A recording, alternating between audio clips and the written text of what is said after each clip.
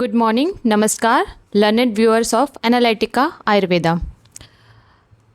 Today we are going to discuss about Ayurveda Ahar. Before starting this session, we will start this session by welcoming Professor Anand Chaudhary sir. I welcome you, sir. You must welcome the audience. This is our channel. There is no need of my welcome. Please welcome the audience. Welcome you all audience. This topic is very interesting. On demand, we have select this topic. Sir, shall I start the session? Please. Sir, my first question is, what is Ayurveda Ahar? The answer is, thanks Dr. Jyoti for taking such a issue which is a point of attention by each and everyone nowadays who is having a stakeholder in the Ayurvedic domain. People are thinking about the Ayurvedic Ahar. So when you are asking this question, what is the meaning of Ayurvedic Ahar, it has two meaning.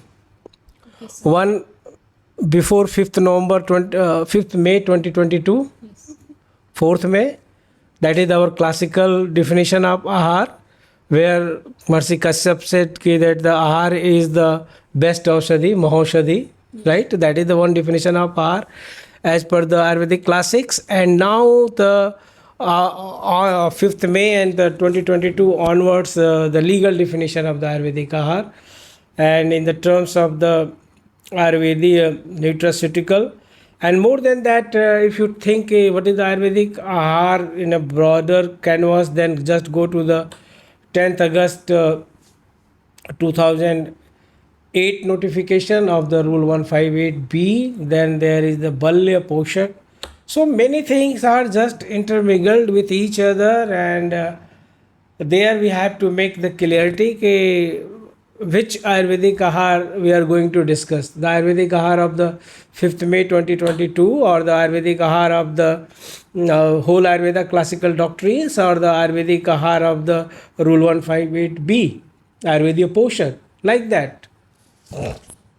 So here we want to discuss regarding Ayurveda Ahar Gazette notification which come on 5th May 2022. Okay, so now we are concentrated on the 5th May 2022. Fine. Next. So as per that notification, Ayurveda Ahar is a category of the nutraceutical the word Ahar is there, which is being developed or on the basis of the Ayurveda doctrines of the thousands of years, and with certain category and the limitations which has been notified there. That is the Ayurveda Ahar with some restrictions also of the medicinal claim. There are the section A, B1, B2 categories. All these are something, again, I wish to say here, a very complex situation. Yes, next. Sir, first of all, we want to know about categories of Ayurveda Ahar. Okay, Dr. Jyoti, before coming to the categories of the Ayurveda Ahar or the 5th May 22, all these things, at least for 10 years, there is a tussle between the FSSI, Food Safety Standard Authority of India, and the Department of Ayush, later on the Ministry of Ayush, about the domain of this materia medica, which are specifically of the herbal origin. Something I am just feeling due to the effect of the weather, cold and cough, but okay, so must go on. So we are here. So see, if you see those conflict status, because since this establishment, Food and Safety Standard Authority of India is notifying many things for the advancement of the category which are under the Ahar. Forget the word Ayurvedic. Okay. So the Ahar, and then what may be the good from the botanical sources, then what kind of the edible oil one should use, what kind of the ghee one should use, what are the purity of the different pulses which are being used, which are the rice and the many more varieties, baked bakeries and the ready to eat, or the whatsoever the, if you think that even the street food which is people are taking, or the hotel restaurant, right from the 7-star hotel to the 1-star hotel, everywhere there is a presence of FSI. And not only that, even all these fests, mela of a local area, there is also presence of the FSSI to ensure that the Indian population must get a safe and the quality, free from infections and the contaminations food. The word is food. Okay. And not only this, the final product, but the intermediary used there during the food, that must be of that standard or quality which is not harmful to the human health. So that is the domain of the Food Safety Standard Authority of India, and they are working well. But here, if you just consider the Ayurvedic doctrines, and here I am sorry to say that there, even among Ayurvedists, there is a conflict of interest. Somebody says Ayurvedic Aushadhi, specifically all those of the herbal origin or the botanical origin, are the ahar. I heard this with a very, very contributive people कि आयुर्वेदिक औषधियाँ तो आहार ही हैं. आई differ. रस औषधियाँ तो बिल्कुल आहार नहीं हैं और काष्ठ औषधियाँ भी बिल्कुल आहार नहीं हैं. किसी भी औषधि को खाने से किसी का पेट नहीं भरता है. किसी भी औषधि को खाने से सैटाइटिस सेंटर दिमाग का जो कि आता है कि नहीं, फूड सैटाइटिस सेंटर, वो कंटेनमेंट की स्थिति में नहीं आता है, वो संतोषजनक नहीं होता है. तो ये जो एक परिकल्पना लोग कर देते हैं, बाद के समय में कर देते हैं. लेकिन ठीक है, आचार्यों ने जो कहा था वो एक दूसरे दृष्टिकोण से कहा था. आज आहार की परिभाषा ये होती है कि आप अपनी फूड इनटेक, जो आपकी मील है, भोजन जो आपका है, उसके बारे में आप बात कर रहे हैं कि उसकी एक निश्चित मात्रा है, उसका एक निश्चित कंसंट्रेशन है, इतना कार्बोहाइड्रेट होना चाहिए, कार्बोहाइड्रेट होना चाहिए, इतना प्रोटीन होना चाहिए, इतना फैट होना चाहिए, इतना बेवरेज होना चाहिए, इतना डेयरी प्रोडक्ट होना चाहिए, इतना ये नॉन वेज होना चाहिए, एट्सेट्रा एट्सेट्रा. ये सारी इतने स्पाइसेस हैं, ये सब का जो कंसंट्रेशन बनता है वो आपका भोजन कहलाता है. तो जो भोजन की परिभाषा है, उस भोजन की परिभाषा से मुझे अब बहुत सारी चीज़ें याद आ रही हैं, लेकिन अब यहाँ नहीं उसको बात करेंगे. और जैसा कि आपने कहा कि आयुर्वेदिक आहार के ऊपर जो डिमांड था, तो आयुर्वेदिक आहार के ऊपर फुल वीडियो की डिमांड है. हमने सोचा कि थोड़ा सेंसिटाइज कर लें आप लोगों को, तो इसलिए एक 40 मिनट के इंटरव्यू पर आ गए. लेकिन जैसे कि अभी पुट के ऊपर हम लोगों ने एनालिटिका आयुर्वेदा पर 9 इंट्रैक्शंस किए, 9, इस तरह से आयुर्वेदिक आहार पर भी करेंगे. और I do believe that it will go at least 3 to 5. Okay, sir. So just wait for that. We will address every point there, but there is a curtain raiser.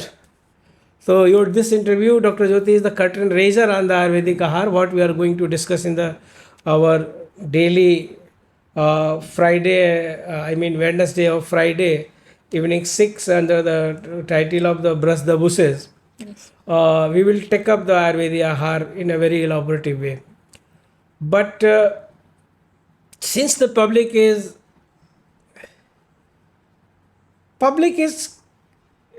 confused, Yes, sir.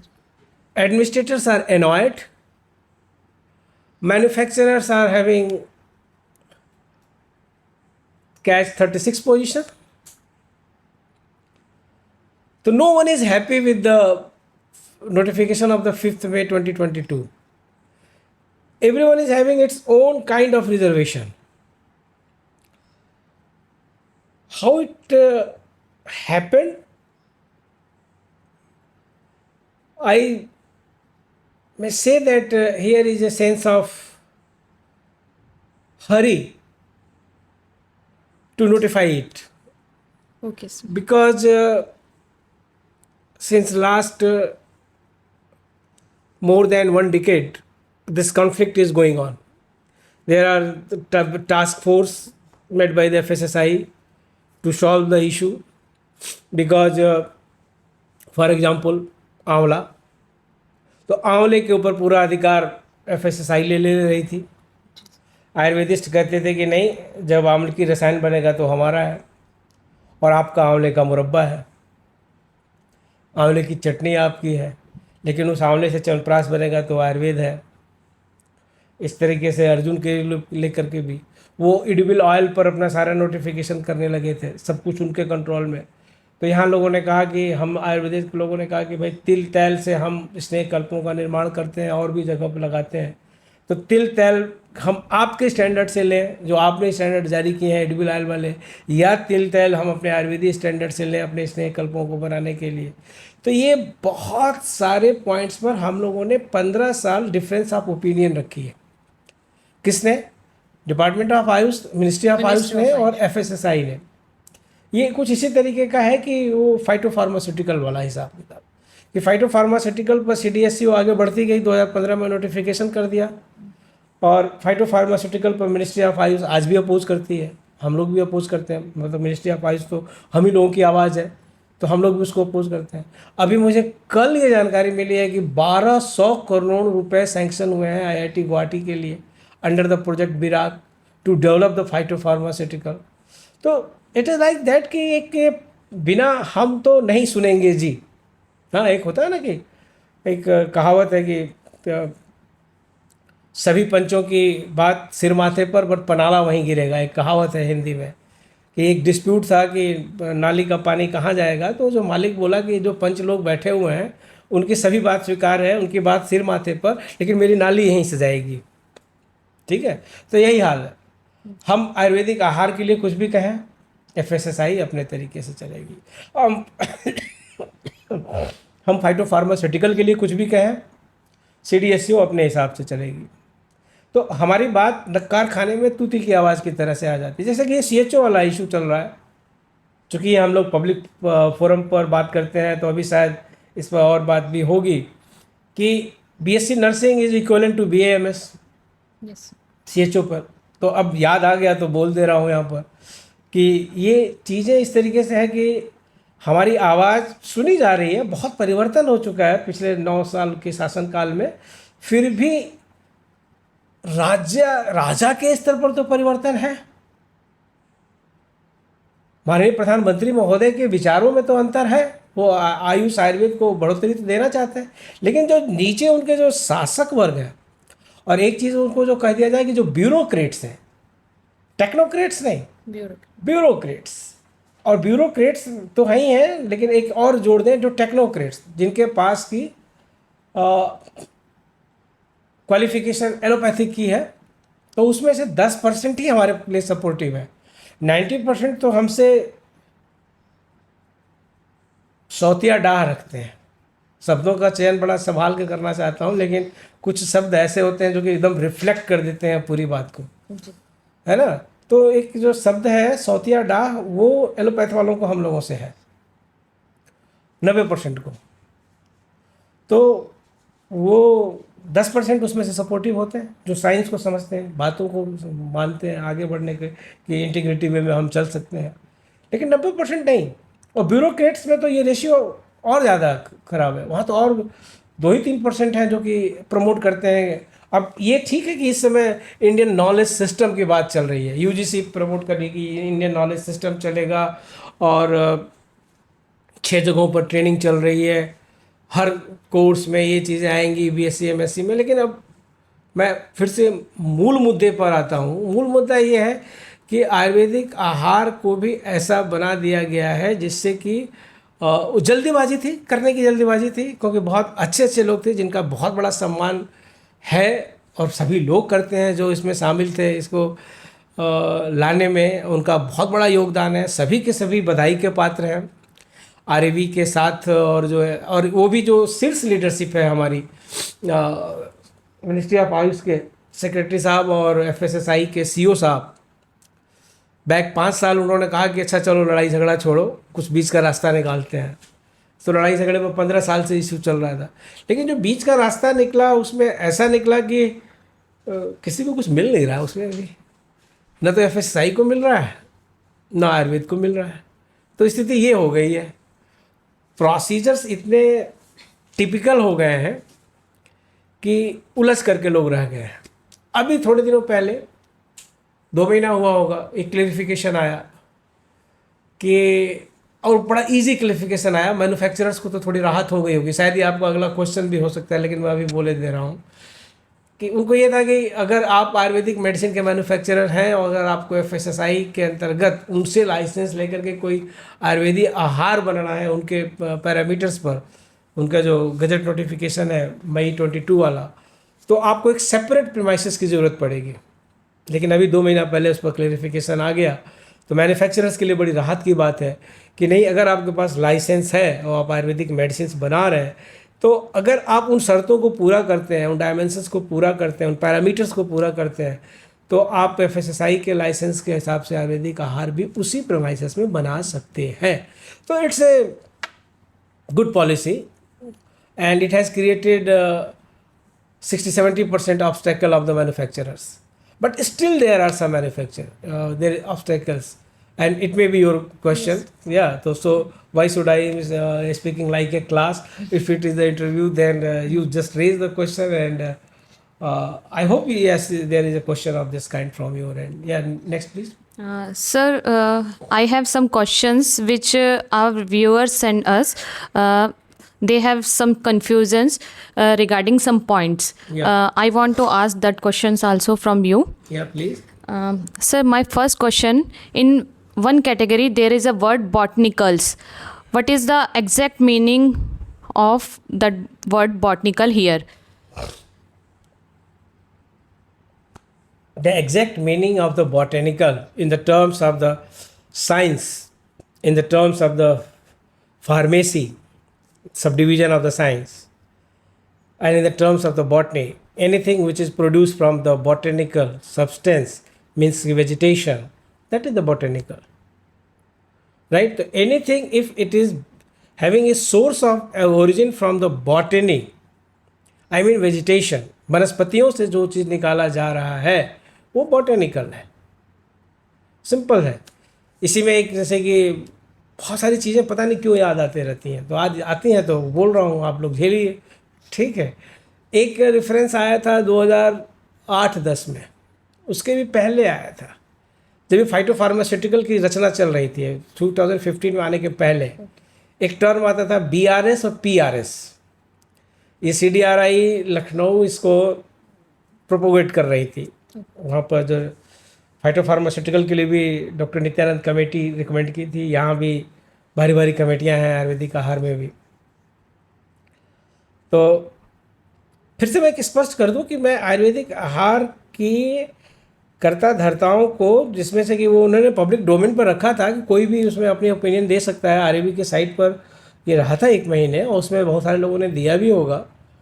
उसमें से एक हम भी थे जिन्होंने कि अपनी opinion दी थी, क्योंकि मेरी रुचि शुरू से ही थोड़ा ऐसे विषयों पर रही है और इसको हम अपना एक स्टेक होल्डर मानते हैं कि अपने आप को, और इसलिए जहाँ भी हमको मौका मिलता है हम रिप्रेजेंट करते हैं सरकार को। सरकार सुनती भी है, मैं ये भी कहूँगा, सरकार उन सुझावों को मानती भी है। लेकिन कभी कभी सरकार का शीर्ष स्तर तो मानने को तैयार होता है, लेकिन जो नीचे वाला स्तर है ना, वो कहता है अच्छा हमसे ज़्यादा चालाक हो गए, चलिए रोक तो रहा हूँ लेकिन रुक नहीं पा रहा हूँ। जब मैं जामनगर में लेक्चरर था 2 साल पुराना, 2002 में, तो आयुर्वेदिक फार्माकोपिया ऑफ इंडिया का एक वॉल्यूम आया उस समय, तो उसमें मुझे लगा कि इसमें कुछ सुधार की ज़रूरत है। उस पर लिखा हुआ था कि पब्लिक डोमेन में है और इस पर कुछ आप लोग अपनी राय दीजिए। तो मुझे बहुत अनुभव इस समय शासकीय कार्यों का नहीं था, अब तो है कि कहाँ बोलना है, कहाँ नहीं बोलना है तो किस तरह से बोलना है और कैसे बोलना है कि काम भी हो जाए और नाराज़गी भी ना हो। सब चीज़ें, बहुत चीज़ें वक्त के साथ आदमी सीखता है, तो हमने भी सीख लिया है। अभी हम लोग कहीं NAC के असेसमेंट में गए थे, तो उस संस्था की नेगेटिव बातों को किस तरह से पॉजिटिव में लिखना है ये भी सीख लिया है। तो उस समय 2002 में कुछ नहीं सीखे थे, लठमार थे जिसको कहा जाए। तो हमने जो है लिख मारा एडवाइज़र आयुर्वेद को, डायरेक्टर जनरल CCRS को। अब आप लोग आइडिया लगा लीजिए कि उस समय डायरेक्टर जनरल कौन थे। और एडवाइज़र साहब कौन थे। और चूँकि जामनगर से मुझे मैं सौभाग्य ही है कि हमारे रसशास्त्र विभाग में जामनगर में मेरे से सीनियर एक प्रोफेसर साहब थे, लेकिन वो थोड़ा व्यस्त ज़्यादा रहते थे, तो इन सब कार्यों के लिए हमको ही अवसर मिल गया। तो इसीलिए मैं कहता हूँ कि मेरी लॉन्चिंग तो बस जस्ट ज्वाइनिंग के साथ ही हो गई, और इसको भी भाग्य ही कहेंगे। और हमने मेहनत किया, हमारे साथ के को लर्नर्स ने मेहनत किया। मुझे याद है कि जब मुझे दिल्ली जाना होता था किसी मीटिंग के लिए, तो मैं सारे पीजी पीएचडी स्कॉलर्स को बुलाता था, क्योंकि मेरे पास उतना अनुभव नहीं था उस समय। तो मैं सबको लगाता था कि देखो इस विषय पर मीटिंग है, आप लोग सारा मटेरियल तैयार करके ले आइए, और सब एक पूरी मीटिंग करके तब मैं दिल्ली आता था। और अच्छी मीटिंग हुआ करती थी वो तब, क्योंकि हमारे पास बहुत भरपूर मटेरियल होता था। तो मैं उन सबका धन्यवाद करना चाहता हूँ जो 2000, 2001, 2002, 2003 में हमारे साथ जामनगर में थे लोग। तो मैं इस पर अगर मैं बात करूं तो मैं पहुंच गया दिल्ली। मैंने कमेंट लिख के भेज दिए थे जामनगर से ही, रजिस्ट्री मेल का तो बहुत ज़माना था नहीं अभी वो। और जैसे ही मैंने दिल्ली में कदम रखे, खूब डांट पड़ी मुझे। एक अदना सा लेक्चरर, उसको ये हो गया है कि वो सलाहकार को लिखे, और एक अदना सा लेक्चरर 2 साल पुराना छोटा, वो डीजी के काम पे ऊपर, मतलब दोनों ने मुझे लताड़ा। एक ने जनकपुरी में, एक ने रेड क्रॉस सोसाइटी में, कि तुमको लिखना था तो हमको व्यक्तिगत भेज देते। तुमने जो लिखा है वो सही है, ये भी बात, तुमने जो लिखा है वो सही है, ये हम इनकॉर्पोरेट कर रहे हैं, ठीक है, लेकिन तुमको इसे हमें व्यक्तिगत भेजना चाहिए था, सरकारी नहीं। ले भाई, व्यक्तिगत भेजने का क्या मतलब है? जब आप कह रहे हो कि इस पते पर भेजो, हमने उस पते पर भेज दिया। तो फिर एक शब्द भी निकला था उन लोगों का, उसको अब मैं समझता हूँ, उस समय तो नहीं समझता था, अब मैं समझता हूँ। कह गया आपने, कह रहे थे वो लोग कि दोनों डीजी और एडवाइज़र दोनों, कि तब तो डीजी था ही नहीं, वो डायरेक्टर ही थे सीसीआरएस के। तो आप समझते नहीं हैं, आपने सारी बातें लिख दी हैं, लेकिन आपने जब इसको उस तरह से लिख दिया है, तो अब हमें सेक्रेटरी की डांट सुननी पड़ती है कि आप लोग कैसे काम करते हैं, हैं कि ये उसके ऊपर कमेंट आ रहे हैं और ये सही है, आप इसको इनकॉर्पोरेट करते हैं। तो उनका ये कहना था कि इस पर हम इतना काम करते हैं, लेकिन जब कोई लिख के दे देता है तो सेक्रेटरी साहब की डांट पड़ती है, द देन सेक्रेटरी। तो इसलिए आपको ये सब लिखना था, तो हमें लिखते सीधे।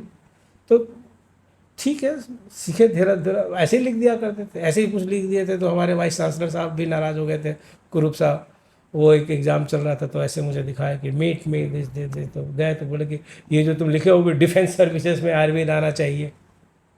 मैंने ऐसे लिखा था कि डिफेंस सर्विसेज में आयुर्वेद को आना चाहिए। तो उस पर फाइल बनी, और विद ड्यू रिगार्ड, मैं नाम नहीं लेना चाहता किसी का भी, लेकिन सेक्रेटरी मैडम, उन्होंने हमारे विषय को कहा कि अब आपका, बीसी साहब दिल्ली गए हुए थे, तो उन्होंने कहा कि अब आपका लेक्चरर हमें बताएगा कि हम क्या क्या पॉलिसी बनाएं। ले, उल्टा पड़ा पूरा। तो उसको कहते हैं ना कि होम करने में हाथ जलना। फिर भी मैं लिखता रहता हूँ यहाँ भी आकर के। हाँ, बीएचयू बड़ी लिबरल है। बीएचयू ने तो हमको लिख के दिया हुआ है कि आप अपने सर्विस मैटर के साथ छोड़ के आप कोई भी चीज़ किसी को भी लिखिए, राष्ट्रपति से लेकर के प्रधानमंत्री तक और मंत्री तक, कोई भी चीज़, बस अपना सर्विस मैटर यहाँ लिखिए। This letter I have. So मैं यहाँ आया तो और ज़ोर शोर से लिखने लगा, और चलिए ठीक है। तो मैं जो कहना चाह रहा हूँ, इसको थोड़ा सा उत्साहित करने वाली कहानी बता करके, और स्वयं को उत्साहित किया मैं कि का चुप साध रही बलवाना। मुझे अपने बल को भी मैंने याद किया कि मैं कैसे काम करता था, ठीक है ना। अब नहीं करता हूँ उस तरह से, कुछ समय की मार, कुछ अनुभव की देन, हाँ, दोनों ही बातें हैं। तो लेकिन अपने आप को अभी याद अच्छा लग रहा है कि हमने इतने सारे चीज़ें की हैं। तो प्रश्न ये आता है कि आयुर्वेदीय आहार भी इसी संरचना की भेंट चढ़ गया, इसी थॉट प्रोसेस की भेंट चढ़ गई कि नहीं, हमें कुछ कर देना है, हमें कुछ नया ला देना है, हमें बहुत जल्दी है नया लाने की, कि हमने 20 साल का झगड़ा ख़त्म कर दिया। एक इंटरनेशनल एग्जाम्पल दे दें? जी सर, बिल्कुल। बहुत 6 महीना पहले ज़बरदस्त अप्रिशिएशन हो रहा था पूरे विश्व में कि सऊदी अरबिया और इजराइल के बीच में जो पैक्ट हुआ है, अभी ये नए राह खोलेगा अरब इजराइल का। क्या हो रहा है आज पिछले 1 हफ्ते में वहाँ? एक एग्जाम्पल दे रहा हूँ मैं आपको कि जब सऊदी अरब और इजराइल के बीच में सभी देशों ने मिल करके एक समझौता वार्ता कराई, तो इसके बड़े बड़े बड़े लेख इस पर लिखे गए कि अब एक नया अध्याय खुलेगा अरब इजराइल का। अभी मैंने 2 घंटे का प्रोग्राम कल ही देखा है, फुल 2 आवर। आप कहेंगे कि इसका आयुर्वेद से क्या मतलब है, लेकिन मुझे लग रहा है कि इसको जान करके मेरी समझ बहुत बढ़ी कि कब से कैसे कैसे फुल 2 आवर अरब इजराइल। किनको अरब कहते हैं? अरब और मुस्लिम अलग अलग है। अरब और मुस्लिम एक नहीं है। जैसे कि पंजाबी, तो पंजाबी सिख भी हैं, पंजाबी हिंदू भी हैं, पंजाबी मुसलमान भी हैं। तो उस तरह से अरब मुस्लिम भी हैं, अरब क्रिश्चियंस भी हैं, अरब ड्रूस भी हैं।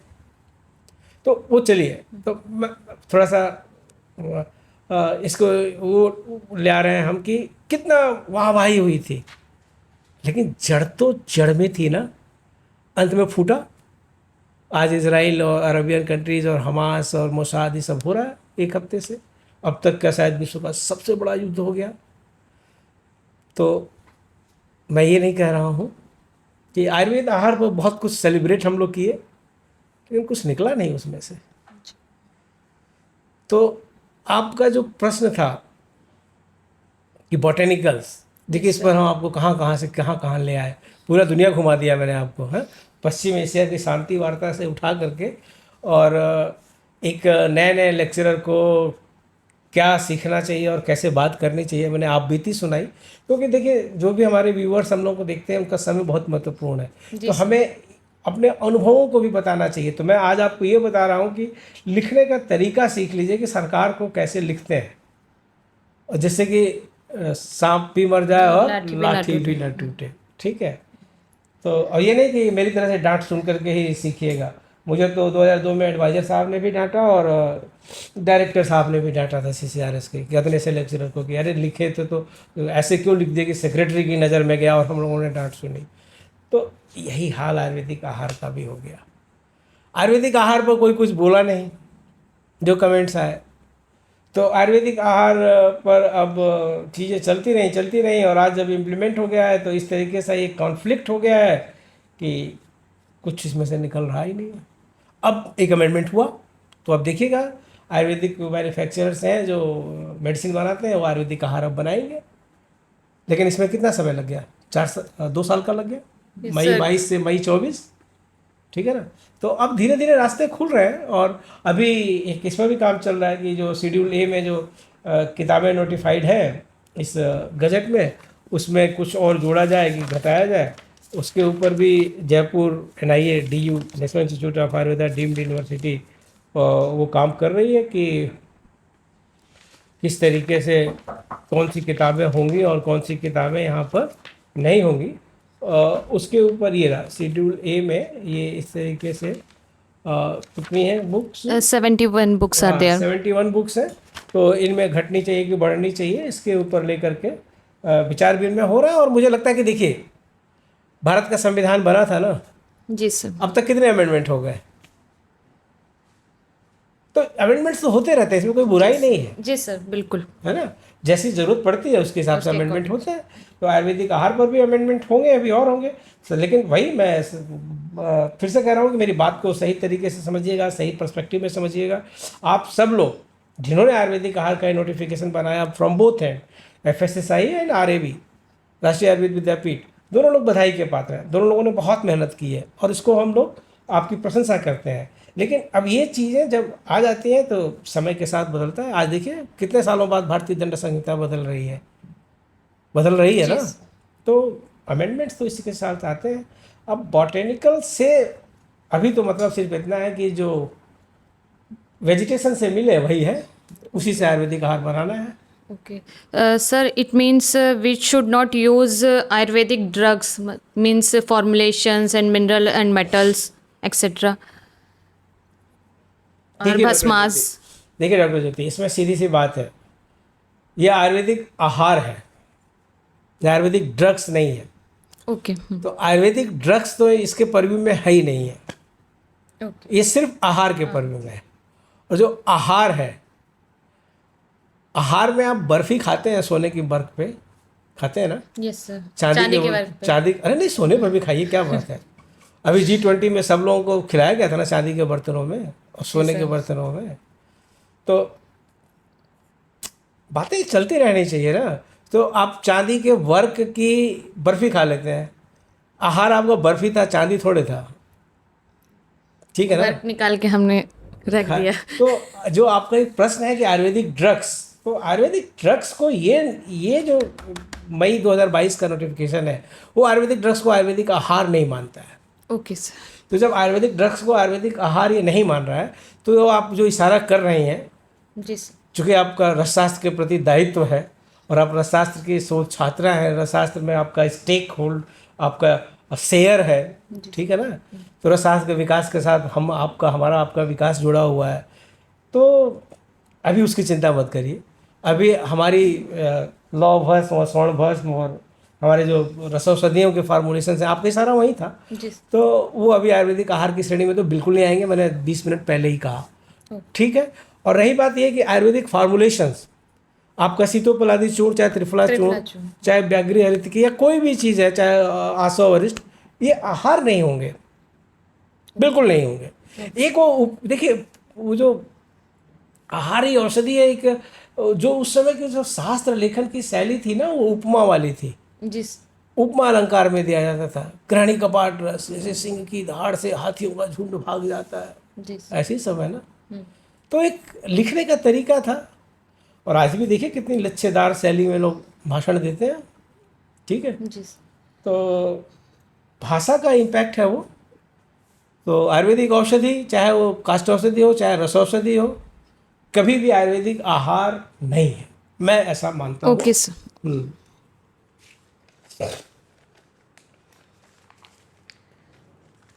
Sir, there are 4 categories of Ayurveda Ahar, which is mentioned in this gazette. Here some words are there. I have a question regarding that. What here word evidence, we have to give evidence for that category Ayurveda Ahar. So what type of evidence are needed here? लंबा उत्तर दूँ ना इसका? जी sir, बिल्कुल समझ में आए। जी sir, सबको समझ में आए।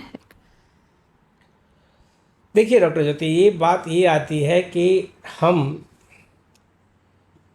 जब कॉपी पेस्ट करते हैं तो हम कॉपी पेस्ट करते हैं और ये भी नहीं सोचते हैं कि क्या हमने इसके लिए गाइडलाइंस बना रखी हैं कि नहीं बना रखी।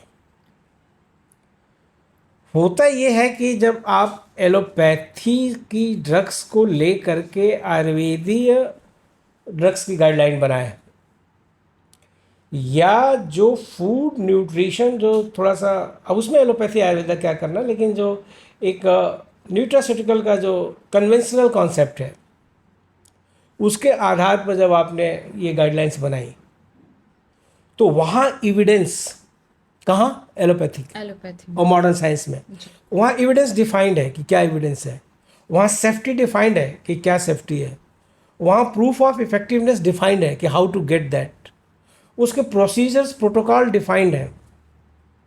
आपको अगर एलोपैथिक ड्रग्स के ऊपर जाना है तो शेड्यूल Y1 को फॉलो करना है। आपको अगर सेफ्टी और एविडेंस जाना है तो FSSAI की गाइडलाइंस को, उसके रेगुलेशंस को फॉलो करना है फॉर द सेम। यहाँ हमने इसको बना तो लिया और कुछ लिखा नहीं अलग से, तो उसको कहते हैं ना कि मौनम स्वीकृत लक्षणम। चक्रपाणी जहाँ मौन है वहाँ पर व्याख्या कर लीजिए कि क्या है, कैसे है। तो अभी रूल 158 में भी लिखा हुआ है safety study required, not required. Yes sir. बल्य, सौंदर्य और घन सत्व के लिए। वैसे ही यहाँ भी लिखा हुआ है सेफ्टी स्टडी और एविडेंस। Yes sir. तो अब आप अपनी तात्कालिक बुद्धि से एक समन्वय स्थापित कर लीजिए कि भाई जब ये वहाँ से बारो किया गया है गाइडलाइन, तो ये हो ना हो उसी को फॉलो करने की बात कर रहे हैं कि वही सेफ्टी वाले प्रोटोकॉल जो है एलोपैथी ड्रग के हैं वही आयुर्वेदिक ड्रग में लगेंगे, वही इफिकेसी वाले गुड क्लिनिकल प्रैक्टिसेस की जो गाइडलाइंस हैं एलोपैथिक ड्रग्स की, ठीक है। न्यू क्लिनिकल ट्रायल रेगुलेशन जो अभी 2019 आ गया है, इतना मोटा, सर वाला बदल गया। Here, safety data is also required in some categories.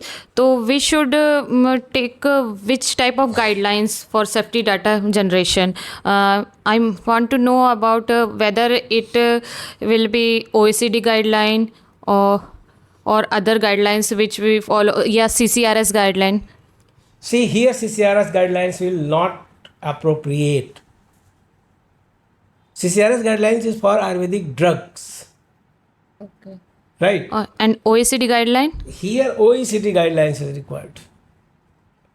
Because what is the full form of OECD? Organization of Economic Cooperation and Development. तो अल्टीमेटली आपको क्या करना है? एक तो कि ये तो OECD क्या है? एक प्लेटफॉर्म है जहाँ कई कंट्रीज के कई रूल्स को हार्मोनाइज किया गया है. Yes. और उसके हिसाब से कि वो एक्सेप्टेबल हो हर जगह, वो वहाँ पर ऐसे रूल्स बना दिए गए हैं. ठीक है. तो यहाँ चूंकि आपका अल्टीमेट एम क्या है? कॉमर्स. तो यहाँ OECD गाइडलाइंस अप्रोप्रिएट है. और OECD गाइडलाइंस में ये डिफ्रेंशिएशन नहीं है कि ये आयुर्वेदिक आहार है कि ये एलोपैथिक न्यूट्रास्यूटिकल है. ठीक है. आहार शब्द और पोषक शब्द दोनों में अंतर हो जाता है. वही तो मैं बोल रहा हूँ कि ये थोड़ा सा आपसे देखिए. अब वहाँ आप जाएंगे तो आयुर्वेद पोषक 158B में बल्यन पोषक वो ड्रग है. वहाँ आप थेरेपेटिक क्लेम कर रहे हो. यस. यहाँ आयुर्वेदिक आहार में आप थेरेपेटिक क्लेम करने के लिए आपको छूट दी जा रही है B2 में, लेकिन उसके लिए आपको ढेर सारी चीज़ें करनी है. जनरली आपको थेरेपेटिक क्लेम नहीं है. आप भी नहीं लिखोगे कि उच्च रक्तचाप में प्रभावी, आप लिखोगे हृदय को स्वस्थ रखने में सहायक. ये सब है ना. यस. आपको कुछ चीज़ बनानी है सफोला तेल खाने के लिए. अभी टाइम्स ऑफ इंडिया ने 40 सफोला का पूरा एक सीरीज चलाई. जी. तो ऐसे सब चीज़ें लोग करते रहते हैं. अनस्टॉपेबल टॉप 21 भी चल रही है. 21 साल से कम के लोग जो कि बहुत जीनियस हैं इस समय इंडिया में, वैसी भी एक सीरीज़ आई. तो ये सब जो एडवर्टीजमेंट्स आते हैं, तो आप जो न्यूट्रास्यूटिकल्स हैं उस पर आप थेरेपेटिक क्लेम नहीं कर सकते. और अब कुछ चीज़ें वैसी आ रही हैं, लेकिन उनकी कैटेगरी अलग है. उसमें आपको सेफ्टी स्टडी देनी है, उसमें आपको प्रूफ ऑफ इफेक्टिवनेस देना है. जैसे कि आपने कोई भी एक नया रेडी टू ईट मैटर बनाया, कोई नए तरीके की दाल बना ली, छोला बना लिया है, कुछ भी बना लिया, और उसमें आपने कुछ आयुर्वेदिक औषधियों के तड़का लगा दिया, लेकिन उसमें औषधि गुण आपने क्लेम नहीं किया, कंसंट्रेशन उनका वो नहीं रहा, लेकिन आपने कहा कि ये सतावरी युक्त तुअर की दाल है. ये बड़ा कॉम्प्लिकेटेड क्वेश्चन है जो मैं एड्रेस करने की कोशिश कर रहा हूँ. तो अब दाल तो दाल है. जी. चने की दाल है चाहे तुअर की दाल है. अब उसमें आपने फोर्टिफिकेशन कर दिया और फिर कहा कि ये आयुर्वेदिक आहार है. ये जो दाल है आयुर्वेदिक आहार है. आयुर्वेदिक आहार है. और वो जो दाल खा रहे थे आप, वो देसी दाल थी जो आपके घरों में बन रही है. एलोपैथिक नहीं, देसी दाल थी. जी. और ये क्या है? आयुर्वेदिक आहार है. तो आयुर्वेदिक दाल कौन सी नहीं थी? जो तड़का लग रहा था वो आयुर्वेदिक दाल नहीं थी. उसमें जो स्पाइसेस का आप लगा करके छौंका लगाते हैं, तो वो क्या आयुर्वेद में वर्णित नहीं है? आप बताइए. वर्णित है सर. वर्णित है ना. तो ये बड़ा मिडिल लाइन बड़ी शार्प है. इधर से गए तो हार, उधर गए तो औषधि. तो गोल्डन मिडिल में ही चलना है. लेकिन लाइसेंसिंग प्रोसीजर अगर सही हो जाए, थोड़ी इजी हो जाए, और इनमें सेफ्टी और एफिकेसी के लिए भी और सही तरीके से बातें क्लियर हो जाए कि कौन सी एफिकेसी चाहिए, आपको GCP चाहिए कि FSSAI वाली चाहिए, तो ये सब, या OECD गाइडलाइंस की चाहिए, क्योंकि ये बिजनेस है. तो बहुत चीज़ें समझ जाएंगी. और डिटेल इनका हम सब जब अभी तो पुट के बाद सभी PG स्कॉलर्स का कहना है कि पंचविध कषाय कल्पना पर बात हो, तो अभी पंचविध कषाय कल्पना पर बात करते हैं, फिर शायद इस पर आ जाएंगे. लेकिन प्रतीक्षा थोड़े से आपको करनी पड़ेगी, लेकिन इस पर भी एक बड़ा डिटेल बातचीत ज़रूर हम करना चाहेंगे अपने सारे व्यूवर से आयुर्वेदिक आहार के ऊपर. Next please. Sir, my next question is according to US law, there is no efficacy data is required for dietary supplement. तो देन आयुर्वेद आहार में हमें मतलब इतना ज़्यादा डाटा देना पड़ रहा है, एफिकेसी डाटा, सेफ्टी डाटा, तो सर ये कितना मतलब अप्रोप्रिएट है? यही तो मैं कह रहा हूँ कि कुछ ज़्यादा ही दे दिए गए कानून, जहाँ पर कि रिलैक्सेशन की ज़रूरत है। जब अंकल सैम कह रहे हैं कि हमको डाटा नहीं चाहिए, हमको बस हाइजीनिक खाना दीजिए जो कि हमको लगे कि हम खाए और हमारा पेट भरा और फूड सेंटर हमारा सटाइट हुआ, उसको ये लगा कि हाँ हमने भोजन किया है और हम संतुष्ट हैं, तो उसके लिए इतनी सारी क्यों कवायद की जा रही है? जी सर। और यही चीज़ मैन्युफैक्चरर्स कह रहे हैं और यही चीज़ लेकिन स्टेक होल्डर, लेकिन क्या है ना कि हम थोड़ा और अच्छा बनाएंगे, हम थोड़ा और अच्छा बनाएंगे। अब राजनीतिक उदाहरण तो देने की इच्छा हो रही है लेकिन देना नहीं चाहते हैं कि और अच्छा बनाने के चक्कर में और अच्छा बनाने के चक्कर में और बन ही नहीं पा रहा बन ही नहीं पा रहा है कि है क्या इस देश में। तो आज से नहीं, 76 वर्षों से, ये तो अमृत काल चल रहा है ना, और आज से नहीं हजारों साल से, क्योंकि एक ये मानव स्वभाव का सोच है। ये हम लोग जो है ना ह्यूमन होमो सैपियंस, ये हम लोग की साइकोलॉजी है कि हम लोग जब दूसरे के लिए पैरामीटर बनाने चलते हैं, बड़ी सीरियस बात कह रहा हूँ, जी, तो उसको इतना स्ट्रिक्ट बनाएंगे कि कोई फॉलो ही नहीं कर पाए, और जब अपने ऊपर आता है तो सोचते हैं कि यार ये सब में रिलैक्सेशन मिल जाए। जी सर, बिल्कुल है कि नहीं? तो यही हाल है जब वहाँ पर बैठ करके लोग मैन्युफैक्चरर्स के लिए बनाते हैं, अरे वाह क्या आइडियल डाटा बना देते हैं, लेकिन इनमें से अगर खुद की कोई मैन्युफैक्चरिंग यूनिट होती है तो सोचते हैं सर पकड़ के कि ये क्या बना दिया हमने। तो ये सिचुएशन इसी तरीके की है। और एक वर्ड है eco friendly, consumer friendly, industry friendly. तो हम लोग कुछ चीज़ें ऐसा बनाने की कोशिश करते हैं जो किसी के फ्रेंडली ना हो और हमारे ही फ्रेंडली ना हो, और वही नतीजा आयुर्वेदिक आहार के साथ आया है। ठीक है, अब इसमें अब फ्रेंडली चीज़ें बननी शुरू हुई हैं। एक अमेंडमेंट हुआ मैन्युफैक्चरर्स के लिए, एक अमेंडमेंट अगला आ जाएगा सेफ्टी इफिकेसी पर। ओके सर, आएगा, पक्का आएगा, आना चाहिए सर, आएगा तभी तो इस पर। अब ये है कि फूड के रूप में जब हम कोई चीज़ जा रहे हैं तो हमको दो ही चीज़ें देखनी है, हाइजीन और उसकी calorie value. Hygiene, calorie value और पावर ऑफ स्टेटमेंट। ठीक है ना? अब ये है कि अगर कुछ चीज़ें हैं वहाँ पर तो कुछ ना कुछ अपवाद रहा होगा। अब अगर कोई कुछ भी मिला दे, आजकल ये जो ना व्हाट्सएप यूनिवर्सिटी, जी इस सर, टर्म से तो परिचित है ना आप? जी सर, ठीक है, तो व्हाट्सएप यूनिवर्सिटी में बड़े अच्छे अच्छे कुछ वीडियो बनते रहते हैं, आते रहते हैं, वायरल होते रहते हैं, जो वायरल कैटेगरी है। तो एक जगह एक ठेला वाला करीबन 25-30 वनस्पतियों को लेके बैठा था। उसके पास एक सो कॉल्ड जर्नलिस्ट गया, कहा कि आप क्या बना रहे हैं? तो कह रहा पॉइजन। और फिर वो सब कुछ, ये शतावरी है, ये सुगंधा है, ये ब्राह्मी है, ये दिमाग के लिए है, ये गिलो है, ये है, थोड़ा ये डाला, थोड़ा वो डाला, थोड़ा धनिया डाला, थोड़ा मेथी डाला, और पूरा बनाया जा रहा है। ये हमारा गिलास जूस है, क्या कैंसर खत्म कर देगा। तो ये जो चीज़ें और ये जो क्लेम है, ये तो रुकना चाहिए। जी सर, ठीक है, ये पक्का रुकना चाहिए। अभी जो व्हाट्सएप यूनिवर्सिटी की बात की है, तो कल हमारे यूनिवर्सिटी का जो IBSU का जो इंस्टीट्यूट ऑफ मेडिकल साइंस के डॉक्टरों का ग्रुप है, जिसमें 300-350 टीचर्स हम लोग एलोपैथी, आयुर्वेद, डेंटल के सब मिला करके हैं, एक जागरण के हरियाणा इशू में कल एक एडवर्टीजमेंट आ गया है कि समस्या रोग नहीं डॉक्टर है।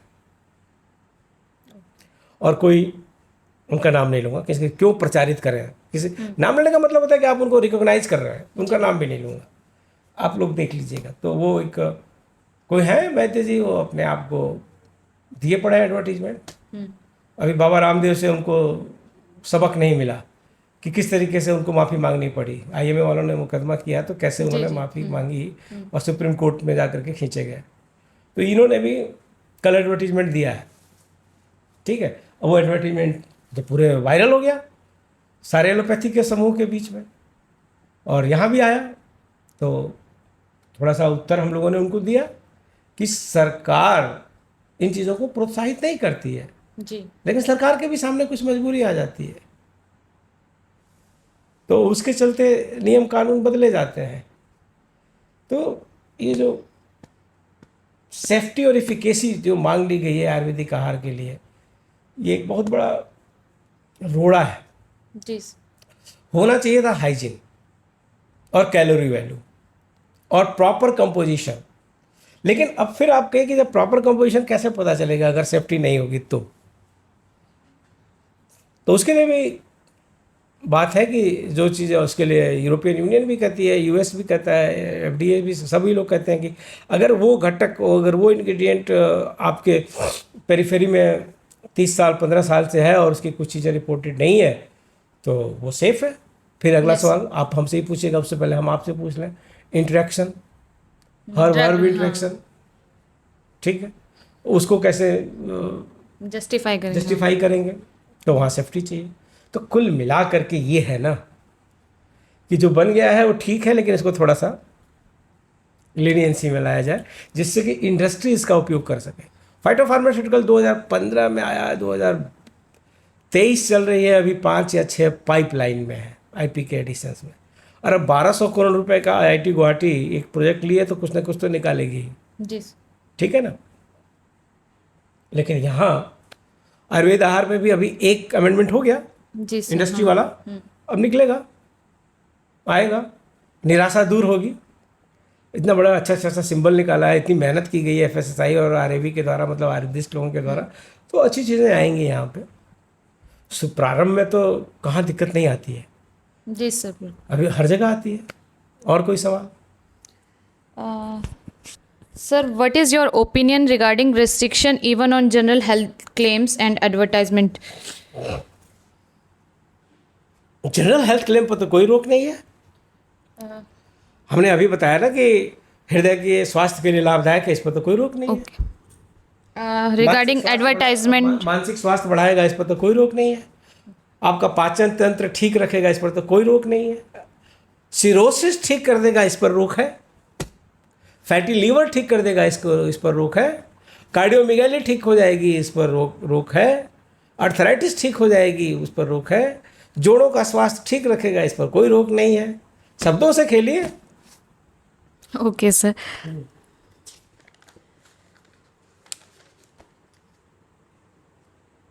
Sir, Ayurveda Ahar logo is very attractive. Yes. Is there is any message behind this? Symbol पर तो दुनिया है। भारत का राज्य चिन्ह क्या है जानती हैं आप, फिर भी पूछ दिए। सर सिंह है। सिंह है, 4 मुंह वाला शेर। सारनाथ में जाके देखा आपने इसका ओरिजिनल कभी? नो सर, अभी तक नहीं। ओरिजिनल देखा सारनाथ में जा करके आपने कभी? ऐसे पास हो के तुम लोग बीएचयू से चले जाओगे। नहीं सर, देख लेंगे अभी। ओरिजिनल जहाँ से ये बना है वो सारनाथ में ही है, बगल में, जी। वहीं से इसको लिया गया है। वो वहाँ है, जाके देखना चाहिए। Okay sir. पता था ना? नहीं पता था, ठीक है। तो जो भारत का राज्य चिन्ह है उसको आप जहाँ भी देखते हैं तो आपको क्या सेंस आता है? ये भारतीय है। भारतीय। तो सेंस का, लोगों का तो ये मतलब होता है। जैसे आप आयुर्वेदिक आहार का लोगो देखेंगे, आपका दिमाग पढ़ लेगा कि ये आयुर्वेद है, उसका महत्व है। जी। आप दूसरी भाषा में अगर बात करें लीगल की, तो ट्रेडमार्क है, और ट्रेडमार्क का अपना महत्व है। रेमंड का क्या ट्रेडमार्क है? आर। तनिष्क का क्या ट्रेडमार्क है? ऐसे पूछ लिया मैंने, है ना। तनिष्क का ट्रेडमार्क है, सबका एक ट्रेडमार्क है। जी। टाटा ग्रुप की कंपनियों का एक ट्रेडमार्क है, रिलायंस का एक ट्रेडमार्क है। वो जब सिंबल दिख जाता है, बीएचयू का सिंबल लोगो, गुजरात आयुर्वेद यूनिवर्सिटी जामनगर का लोगो, अभी इटरा का भी नया बन गया, अय्या का लोगो बरगद के पेड़ वाला, all India institute of Ayurveda का। महत्व है इन सब चीज़ों का है। तो आयुर्वेदिक आहार का जो लोगो बना है उस पर तो प्रतियोगिता हुई थी, उसमें तो लोगों को प्राइस वगैरह मिला है कि जी सर। डिज़ाइन कौन बनाएगा, तो ऐसा पहले तो दिया गया था। हाँ ऐसा दिया गया था, तो अच्छा बना है। बधाई के पात्र हैं हमारे सभी सीनियर्स वहाँ जो हैं और हमारे सहयोगी मित्र हैं, उन लोगों ने अच्छा काम किया है। और कुछ Sir, another question. What do you think when will be a product in this category, Ayurvedic Ahar category, in the market? Very soon, with in 6 month, क्योंकि इंडस्ट्री का रोड़ा हट गया ना। But if we generate safety data, efficacy data, so we have need some time for this. हाँ ये बात आपकी सही है, लेकिन वो तो कब B1 B2 में ना, ए वाली तो आ जाएंगी। Okay, sir. A1 will. A1 के तो प्रोडक्ट्स आ जाएंगे ना। Yes, sir. तो आपका क्वेश्चन ये था कि आयुर्वेदिक आहार कब मार्केट में आएगी, तो मेरा उत्तर ये है कि 6 महीने में आ जाएगी। इंडस्ट्री के ऊपर से बैन हट गया कि आपको, अब दूसरा प्रीमिसेस आप बनाने जाते हैं तो आपको 5 करोड़ खर्चा करना पड़ता है ना कम से कम। तो एक सुलझे हुए प्रशासक की तरह से काम किया जाए ना, उलझे हुए क्यों, मतलब समझी, सुलझा हुआ प्रशासक और उलझा हुआ प्रशासक। जी सर। सुलझा हुआ प्रशासक नियमों को जनहित में परिवर्तित करता है, उलझा हुआ प्रशासक जनहित के नियमों को जन के खिलाफ यूज करता है। कभी प्रिंसिपल बनने का मौका मिलेगा तो ऐसी परिस्थितियां आपके सामने बहुत सारी आएंगी, ठीक है, कि किस नियम को आप कैसे लागू करें। तो ये अभी जो इंडस्ट्री का मैटर हटा है, और सेम प्रीमाइसेस में वो बना सकते हैं, उनको FSSAI से एक लाइसेंस लेना होगा और वो लोग अच्छा काम करेंगे। बट सर उस कैटेगरी में तो सिर्फ A और B ही मतलब फिट बैठेंगे, B1 और B2। तो कौन सी जल्दी मची हुई है, B1 B2 के लिए सेफ्टी और इफिकेसी डाटा जनरेट करिए। At least we need 2 years and yes, plus 2 years plus. एक दवा बनाने में कितना वक्त लगता है, मिनिमम 8 साल। Yes sir. तो डाटा जनरेट करने ये जो B1 है वो एक थेरेपेटिक क्लेम के साथ आएगा। आप इसको खाएंगे तो आपका IBS ठीक हो जाएगा। जी सर। आयुर्वेद की आयुर्वेद आहार लेने से। महानता किस पर है, पाचन तंत्र पर, हर एक पर है, लेकिन पाचन तंत्र के लिए पब्लिक परसेप्शन ज़्यादा है ना, कि पाचन तंत्र पे ही ज़्यादा काम करता है। जी सर। तो धैर्य के साथ सेफ्टी इफिकेसी करिए। Okay sir. ए और बी ले आइए, B2 को उसके बाद ले आइए। ऐसा थोड़े ना कि सब फटाफट बिना कुछ किए सब कुछ चाहिए, कुछ करिए, क्योंकि आप एक थेरेपेटिक क्लेम ले आएंगे यहाँ पे। अगर आप थेरेपेटिक क्लेम नहीं ले आते तो बात अलग थी, खाली आपका न्यूट्रिशनल क्लेम होता तो आप आइए, तुरंत मार्केट में आइए। बट आप थेरेपेटिक क्लेम के साथ आएंगे तो कुछ करिए, क्योंकि थेरेपेटिक क्लेम का मार्केट अलग होगा, राइट। थेरेपेटिक क्लेम के लिए जनता इंतज़ार कर रही है। सभी लोग कहते हैं कि हमको वो दवाइयाँ नहीं खानी है जिससे कि हमको साइड इफ़ेक्ट हो, और आप आयुर्वेद से लाएंगे तो आपका पहला क्लेम होगा कि no side effect. Yes sir. फिर वही बात, आजकल बहुत सारे एडवर्टीजमेंट आ रहे हैं, बहुत सारी भाषाओं में आ रहे हैं, एक बड़ी विशिष्ट कंपनी के आ रहे हैं, वो तो लिंक भी दे रहे हैं अपने पब्लिकेशंस के, ठीक है। तो इन चीज़ों को करिए, थोड़ा प्रतीक्षा करिए, मार्केट में आएगा, और नहीं तो अमेंडमेंट होगा। ये तो देखिए प्रेशर ग्रुप होता है, क्या कहा मैंने, प्रेशर ग्रुप। प्रेशर ग्रुप, अच्छे काम के लिए भी बुरे काम के लिए भी।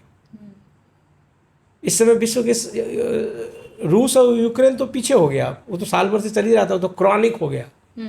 इस समय क्या है, इजराइल और हमास, ठीक है। तो प्रेशर ग्रुप शुरू है, विश्व के सभी राष्ट्र जो है प्रेशर बना रहे हैं कि कहाँ क्या होना चाहिए, क्या रिजोल्यूशन आना चाहिए।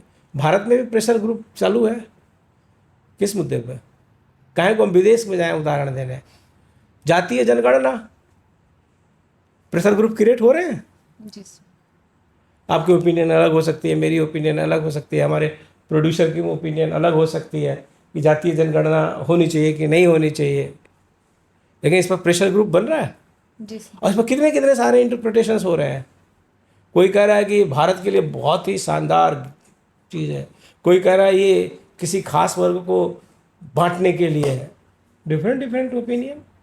तो आयुर्वेदिक आहार पर भी डिफरेंट डिफरेंट ओपिनियन।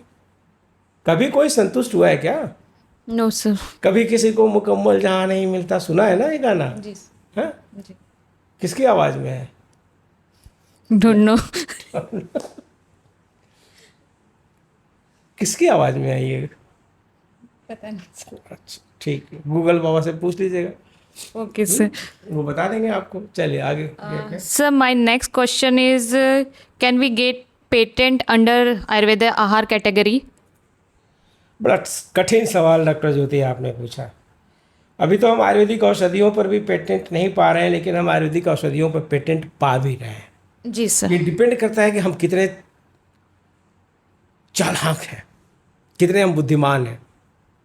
अभी परसों रसायनी बायोलॉजिक्स ने पुणे से डायबिटिक रेटिनोपैथी की एक ड्रग ट्रिमेक्स आर रिलीज की है। वो पेटेंट है उनके पास, यूएस पेटेंट है उनके पास। तो आयुर्वेदिक आहार में भी आप पेटेंट लेके आ सकते हैं, जनरलाइज में नहीं। ओके। जनरलाइज में ये होगा कि भाई ट्रेडिशनल नॉलेज है, ये है। लेकिन अगर कुछ आप नया चेंज कर देते हैं प्रोसेस में, क्लेम में, एक्सट्रैक्शन में, आइसोलेशन में, तो वैसा ही कुछ आप आयुर्वेदिक आहार में भी ला देंगे। तो जैसे ट्रिमेक्स आर को पेटेंट मिला, आयुर्वेदिक आहार को भी पेटेंट मिल जाएगा। वो तो आपके ऊपर है। It means we can get patent from on procedure patent और yes you can, okay. You may have. अभी एक लेक्चर पेटेंट पे देना है मुझे। एक तो अभी वेबिनार दे चुके हैं, आयुर्वेदा नेटवर्क पर है। आप उसको अगर देखेंगे तो आपको थोड़ी सी आइडिया मिलेगी। अपने चैनल पर भी ले आएंगे उसको, आयुर्वेदा नेटवर्क पर भी। तो आयुर्वेदिक आहार अभी एक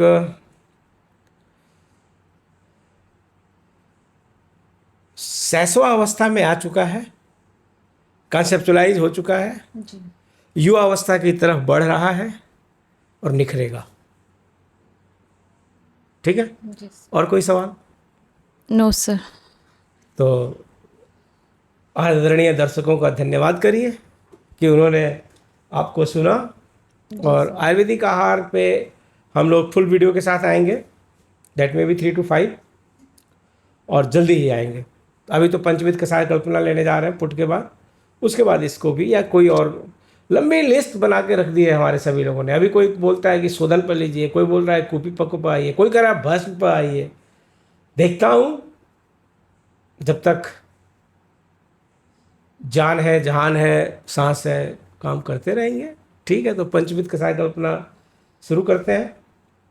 आप सबका, आप कंक्लूड करिए, आप होस्ट हैं। Thank you so much sir, thank you for हमारे जो भी डाउट्स थे या व्यूअर्स के जो भी डाउट्स थे उनको क्लियर करने के लिए, या किस तरह से हमें सोचना चाहिए, एक सोचने की दिशा प्रदान करने के लिए। और मैं FSSAI, मिनिस्ट्री ऑफ आयुष और RAV को भी धन्यवाद देना चाहती हूँ कि वो नेशनल लेवल पे और ग्लोबली आयुर्वेद आहार कैटेगरी को लेके आए हैं कि आयुर्वेद का आहार जो है। और lastly we hope that there should be a. आपने इसके अमेंडमेंट्स के ऊपर एक पेपर भी तो सबमिट किया है कहीं पे? जी सर। हाँ, तो उसको आप बता दीजिए कि आपके इस ओरिजिनल थॉट्स हैं, और आपने एक पेपर सबमिट किया हुआ है प्रोड्यूसर मैडम का, हमारा, आपका, तीनों लोग एक साथ है। देखिए वो कब तक आता है बाहर। अब ये जनरल का नाम वगैरह मत बताइएगा। जी सर। लेकिन आपने इसमें एक पेपर पब्लिश किया है कि क्या क्या अमेंडमेंट्स चाहिए। We have also sent a paper, submitted a paper. Me, myself, Dr. Jyoti Singh, Aparna Singh, Siman Saurabh, Dr. Siman Saurabh, Professor Devnath Singh Gautam, and Professor Anand Chaudhary sir regarding these issues. Lastly, we hope that there should be a progressive discussion which will close the gap between demand and supply related to Ayurveda Ahar nationally and globally. Ayurveda Ahar gets its planned position. Thank you so much. Thank you, viewers. नमस्ते, जुड़े रहिए, सबका उत्साह प्रोत्साहन देते रहिए। नमस्ते, धन्यवाद।